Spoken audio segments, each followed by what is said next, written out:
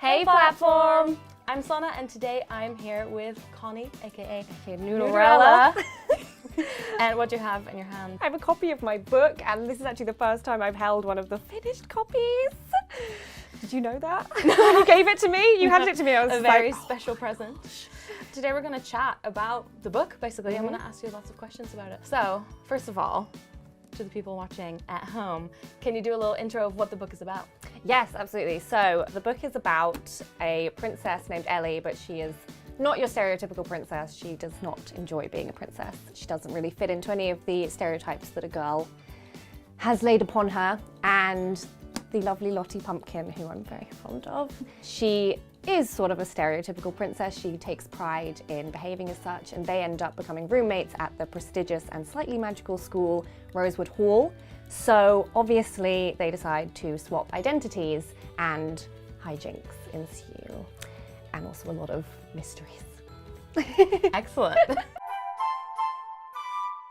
How did you go about planning it? Did you do the post-it note thing where you put all the post-it notes up on the wall, or did you just start writing? I have such a religious planning method. It's a bit scary. Yeah.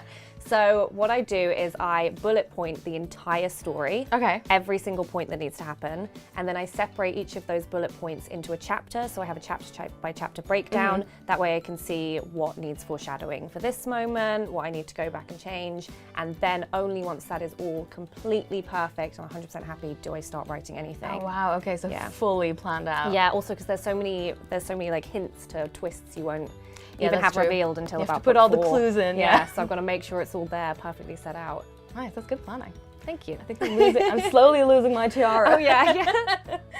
Tiaras are very important in my book. Lottie's got a very special tiara from her mother. Does it look like either of I was looking, because there's actually a selection of tiaras you can't see right we now. got quite a few. And I was looking for the one that most reminded me of Lottie's. Lottie's has, you can see, it has a crescent moon on top of it. But this is, I went with gold. Star. It's got a star, that's what I thought. I thought good. night sky, that kind of thing. A lot of the characters in this book have very interesting names. How did you come up with them?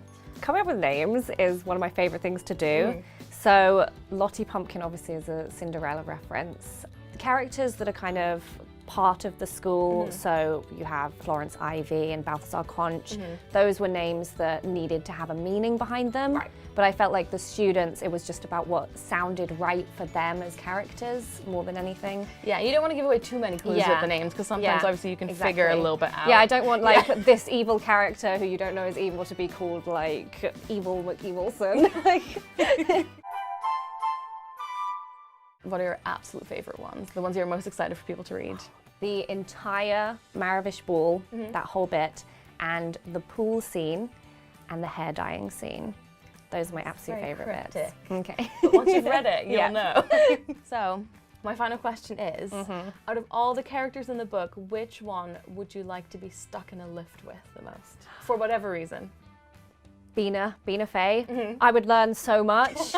That is the best opportunity to just be like, tell me everything you know, Bina. She knows everything. You think she'd be able to help you get out of the lift as well? In fact, yeah, we wouldn't even have a problem. She'd just be like, oh, I know how lifts work, I'll just fix it.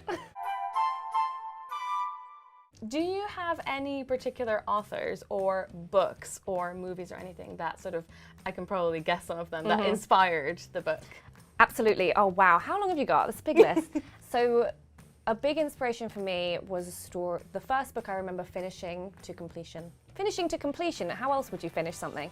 Was Jacqueline Wilson's Midnight, and I was really kind of enamored by the magical realism, where it wasn't quite magic, but it just had this sense of being so not like fantasy, but it's got something special about it. That's been a huge inspiration for me.